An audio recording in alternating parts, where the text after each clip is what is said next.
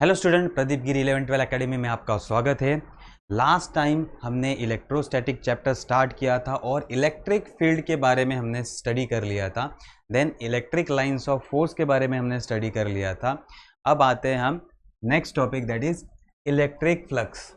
अब हमें पता है कि नंबर ऑफ लाइंस हमने काउंट किया, जहाँ नंबर ऑफ लाइंस ज़्यादा होती है वहाँ इलेक्ट्रिक फील्ड स्ट्रॉन्ग होता है। इलेक्ट्रिक लाइंस ऑफ फोर्स जहाँ ज़्यादा होती है वहाँ इलेक्ट्रिक फील्ड स्ट्रॉन्ग होता है, और जहाँ वाइडली स्पेस होता है वहाँ इलेक्ट्रिक फील्ड वीक होता है।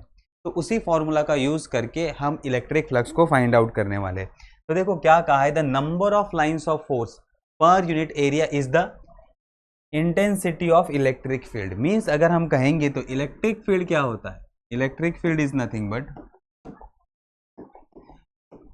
तो इलेक्ट्रिक फील्ड के बारे में हम लिखेंगे electric field is number of lines of forces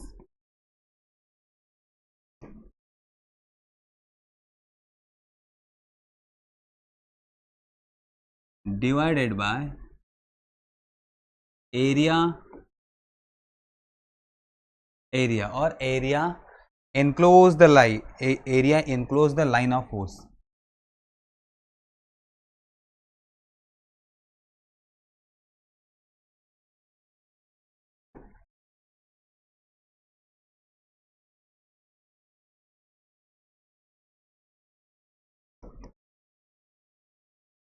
ठीक है, तो number of lines of force divided by area enclose the number of lines of force. Number of lines of force और कितने एरिया ने उस लाइंस ऑफ फोर्स को enclose किया है, कितने एरिया ने उसको एनक्लोज किया है। अगर इन दोनों को डिवाइड करेंगे तो हमें क्या मिलेगा, इलेक्ट्रिक फील्ड। या फिर हम कहेंगे कि कितना एरिया में से कितने लाइंस जा रही है। अगर लाइन ज़्यादा जा रहे तो इलेक्ट्रिक फील्ड स्ट्रॉन्ग, अगर लाइन कम जा रहे तो इलेक्ट्रिक फील्ड वीक, ये हमें पता है। तो इसी फॉर्मूला को हम इस तरह से लिख सकते हैं, therefore number of lines of force is equal to electric field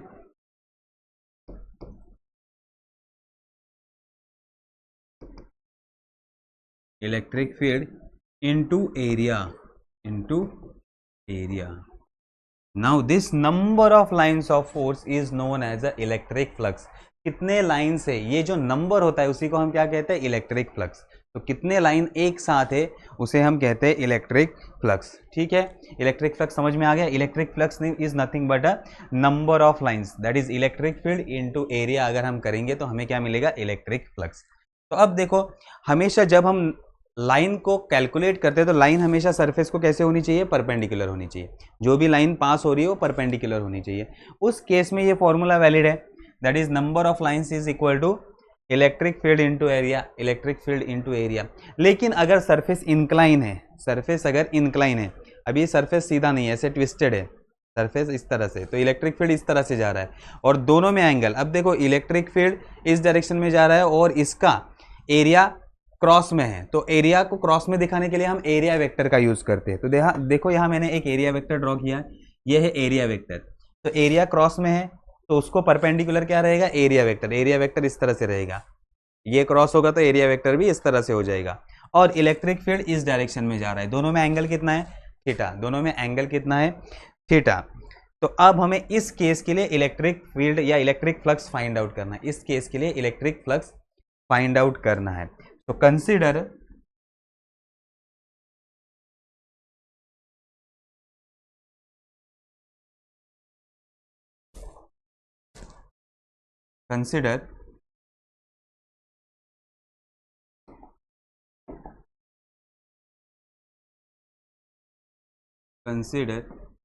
area ds, consider area ds।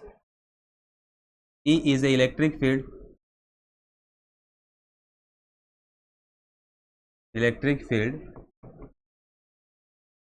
passing through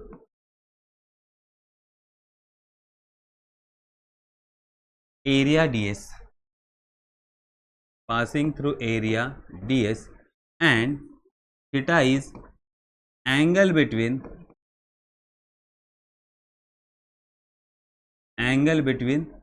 electric field and area vector ds and area vector ds। Therefore हमारा फॉर्मूला क्या होगा, अब हम क्या करेंगे, दोनों हमें एक ही डायरेक्शन में चाहिए, ds यहां जा रहा है, इलेक्ट्रिक फील्ड यहां जा रहा है, ऐसा नहीं, तो हमें क्या फाइंड करना होगा, ds का component along direction of E। Therefore हमारा फॉर्मूला होगा, देयरफॉर फ्लक्स और electric flux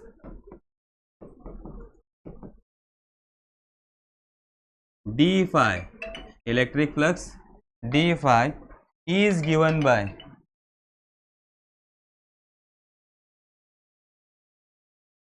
electric flux d phi is given by d phi is equal to electric field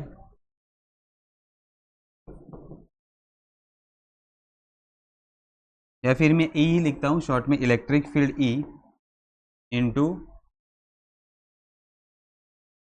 component of ds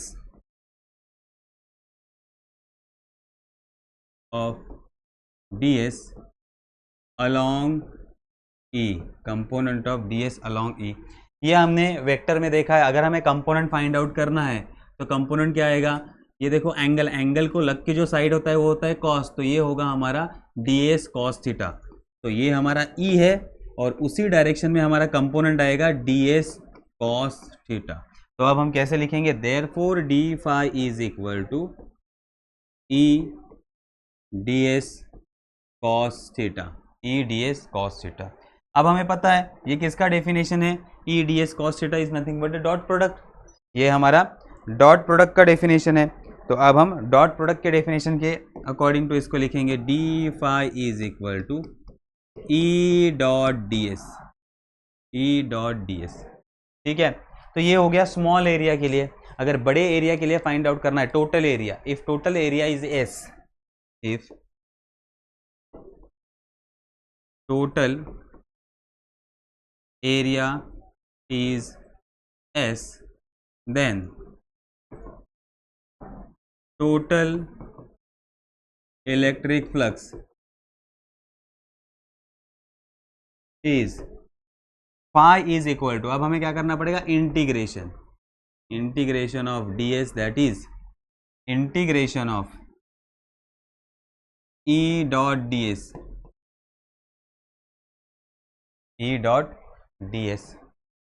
या फिर अगर हम इंटीग्रेशन ले लेंगे तो देखो E तो कांस्टेंट है, इंटीग्रेशन ऑफ ds क्या होगा, therefore phi is equal to E dot s, integration is E dot s। ये हो गया हमारा फ्लक्स का फॉर्मूला, इलेक्ट्रिक फ्लक्स का फॉर्मूला। सो इलेक्ट्रिक फ्लक्स क्या होता है, नंबर ऑफ लाइन, कितने लाइन पास करती है एरिया में से, उसे कहा जाता है फ्लक्स। और फ्लक्स का फॉर्मूला क्या होता है, electric field into area, electric field into area, ये याद रखना है। और ये डॉट प्रोडक्ट में होता है, ये किस में होता है, डॉट प्रोडक्ट। तो flux is a scalar quantity, ये क्या है हमारा स्केलर क्वांटिटी। तो इलेक्ट्रिक फ्लक्स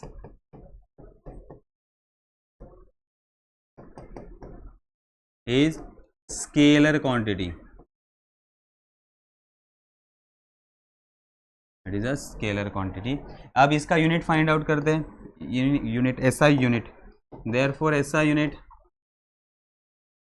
क्या होगा, इलेक्ट्रिक फील्ड का यूनिट क्या होता है, वोल्ट पर मीटर, और एरिया का मीटर स्क्वायर, तो 1 मीटर कट जाएगा, देयरफॉर SI यूनिट क्या होगा हमारा, वोल्ट मीटर। SI यूनिट क्या होगा, वोल्ट मीटर। तो SI यूनिट होता है फ्लक्स का वोल्ट मीटर, याद रखना है, ठीक है। फ्लक्स के लिए SI यूनिट वोल्ट मीटर होता है। तो ये समझ में आ गया हमें। तो अगर दोनों के बीच में एंगल है तो हमें एंगल कंसिडर करना है इन टर्म्स ऑफ कॉस। अगर एंगल नहीं होगा, परपेंडिकुलर होगा, तो हमें पता है कॉस, इसका वैल्यू 1 आ जाएगा, इसका वैल्यू क्या आ जाएगा 1, एंगल 0 हो जाएगा। E और ds में एंगल क्या हो जाएगा, देखो ये एरिया वेक्टर है हमारा, ds एरिया वेक्टर, एरिया को परपेंडिकुलर है और उसी डायरेक्शन में E भी है, दोनों एक ही डायरेक्शन में है, तो दोनों में एंगल कितना हो जाएगा 0, cos 0 इज इक्वल टू 1।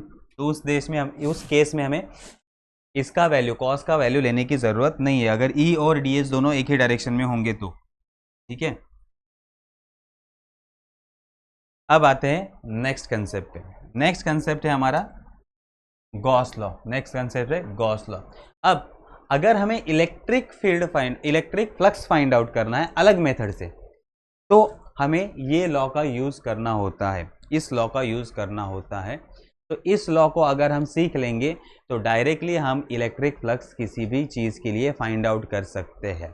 तो आते हमारे गॉस लॉ पे। So consider a close surface. अब मैं यहाँ एक डायग्राम ड्रॉ करता हूँ पहले। Consider a close surface. हमने एक क्लोज सरफेस लिया है, ठीक है, हमने एक क्लोज सरफेस लिया है और उसके अंदर हमने लिया है पॉइंट ओ, पॉइंट ओ। अब इस पॉइंट ओ पे मैंने रखा है plus Q charge, plus Q charge, ठीक है। अब मुझे फाइंड आउट करना है पहले इस प्लस क्यू चार्ज की वजह से सराउंडिंग में क्या बनेगा, इलेक्ट्रिक फील्ड। तो मैंने एक पॉइंट ले लिया, पॉइंट पी। तो यहां इलेक्ट्रिक फ्लक्स कितना होगा ये मुझे कैलकुलेट करना है। क्या फाइंड आउट करना है, इलेक्ट्रिक फ्लक्स। तो देखो इलेक्ट्रिक फ्लक्स फाइंड आउट करने के लिए Q और P में डिस्टेंस है R, इन दोनों में डिस्टेंस कितना है R। तो यहां से इलेक्ट्रिक फील्ड Q जनरेट करेगा, इसका वैल्यू होगा E, इसका क्या वैल्यू होगा E। अब मुझे क्या फाइंड आउट करना है, इलेक्ट्रिक फ्लक्स। तो इलेक्ट्रिक फ्लक्स फाइंड आउट करने के लिए मैं एक छोटा सा एरिया यहां कंसिडर करता हूं। यहां क्या, P के आजू बाजू में एक छोटा सा एरिया कंसिडर करता हूं, इस एरिया को हम कहते हैं ds। अब ds का डायरेक्शन है, ये हमारा ds का डायरेक्शन और ये E का डायरेक्शन, दोनों में एंगल है थीटा, दोनों में एंगल है थीटा। इस केस में अब हमें क्या फाइंड आउट करना है, इलेक्ट्रिक फ्लक्स। कंसेप्ट समझ में आ गया। अब मैं लिख के देता हूं, consider a close surface,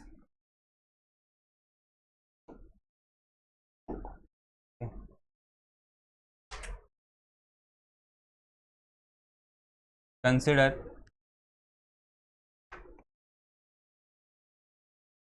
charge plus Q place at point O,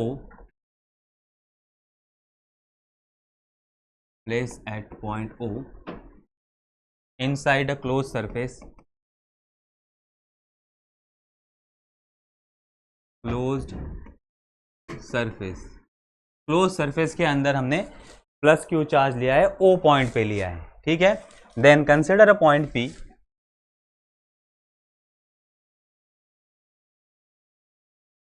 point P at distance R from plus Q charge, from plus Q charge। Therefore electric field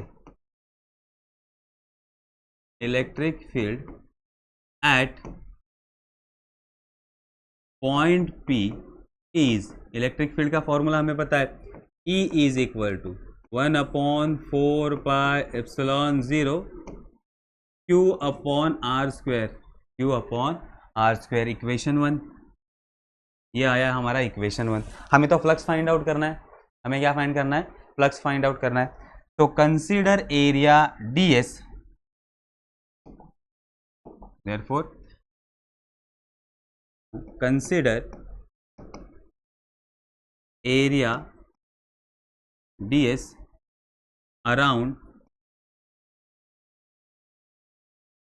point P as shown in figure। Therefore theta is angle between, theta is angle between, किसके बीच का angle है, electric field E and ds। Therefore हमें क्या find करना है, flux. Flux passing through area ds, flux passing through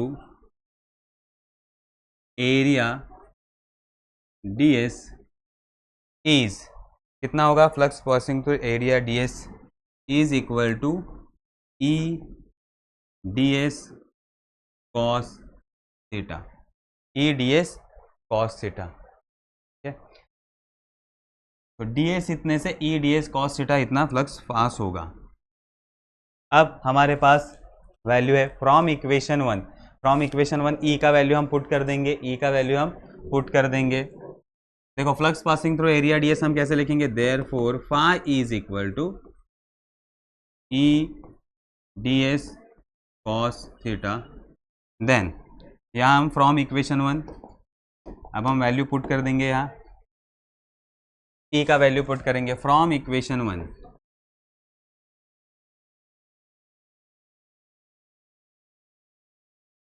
D phi is equal to क्या होगा, ई का value 1/4 pi epsilon 0 q divided by r square into d s cos theta. तो ये हमने e का वैल्यू पुट कर दिया, अब थोड़े से टर्म को हम रीअरेंज करेंगे, तो अब हम टर्म को रीअरेंज करते हैं। Therefore d phi is equal to q divided by 4 pi epsilon 0 d s cos theta upon are square. अब ds cos theta upon are square, पहले चैप्टर में अगर आपने कुछ कंसेप्ट स्टडी किए होंगे एंगल के हिसाब से, तो एक होता है प्लेन एंगल, एक होता है सॉलिड एंगल। तो अगर आप सॉलिड एंगल का फॉर्मूला देखते हो तो ये है सॉलिड एंगल। तो here ds cos theta by r square is known as a solid angle, इसे हम क्या कहते हैं, सॉलिड एंगल। एंड इसको डिनोट किया जाता है डी ओमेगा से, किससे डिनोट किया जाता है, डी ओमेगा से, इसे कहा जाता है सॉलिड एंगल। ठीक है, तो therefore d phi is equal to क्या होगा formula, q 4 pi epsilon nought और ये हो जाएगा d omega. Then total flux at point P, therefore total flux passing through area, ऐसा हम लिखते हैं, पासिंग थ्रू एरिया इज पूरे एरिया से, अब पूरे एरिया से कितना फ्लक्स पास होगा, phi is equal to integration of d phi is equal to, देखो q upon 4 pi epsilon 0 common, और ये होगा इंटीग्रेशन ऑफ डी डब्ल्यू। अब आपको याद रखना है सॉलिड एंगल, देखो अगर प्लेन एंगल लेते हैं, तो प्लेन एंगल पूरा घूमेगा तो कितना होगा, तो टोटल एंगल होगा 2 पाई। वैसे ही अगर सॉलिड एंगल, जो हमारा कोन होता है ना, इस तरह से हमारा कोन होता है, तो ये एंगल जो होता है वो होता है सॉलिड एंगल। तो सॉलिड एंगल अगर हम पूरा लेंगे तो वो एंगल होता है 4 पाई। तो अगर इंटीग्रेशन लेते हैं तो इंटीग्रेशन का आंसर क्या आता है, 4 पाई। तो अब इसी कंसेप्ट को हम यूज करेंगे, सॉलिड एंगल वाला कंसेप्ट हम यूज करेंगे यहाँ।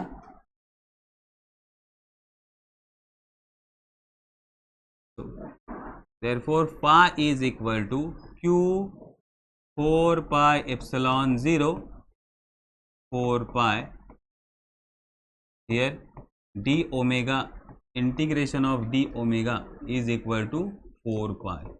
सॉलिड एंगल का अगर हम पूरा टोटल करेंगे तो हमारे पास वैल्यू कितना आएगा, 4 पाई।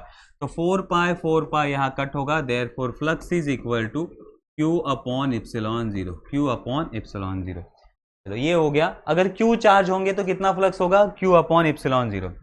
और q1 चार्जेस, अगर q1 चार्जेस है क्लोज सरफेस के अंदर, therefore flux φ1 is equal to कितना होगा, q1 अपॉन एप्सिलॉन 0। और q2 चार्जेस, और q2 चार्ज फ्लक्स कितना होगा, φ2 is equal to q2 divided by epsilon 0।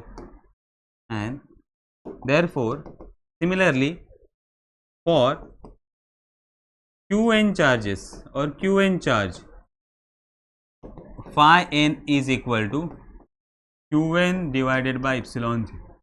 अब ये सारे चार्ज मैंने एक ही सरफेस में रख दिए, q2 q3 up to qn, सारे चार्ज। तो टोटल फ्लक्स कितना हो जाएगा, therefore total flux is equal to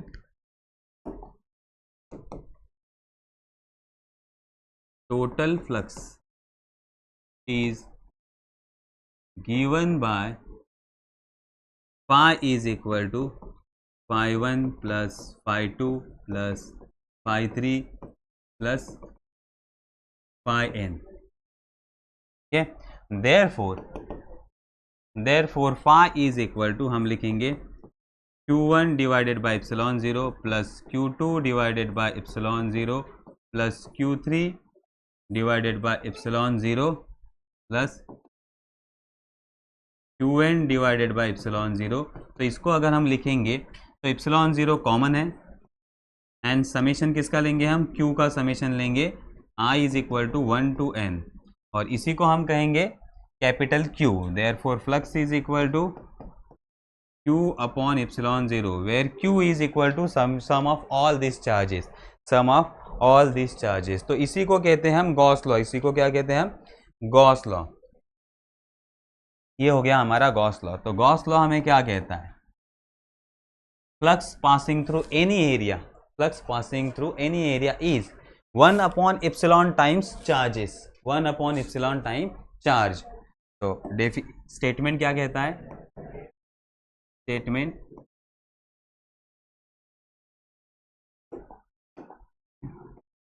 flux passing through any closed surface, through any closed surface is 1 upon epsilon times charge. ये हो गया हमारा शॉर्ट में statement. The flux passing through the any close surface is 1 upon epsilon times charge.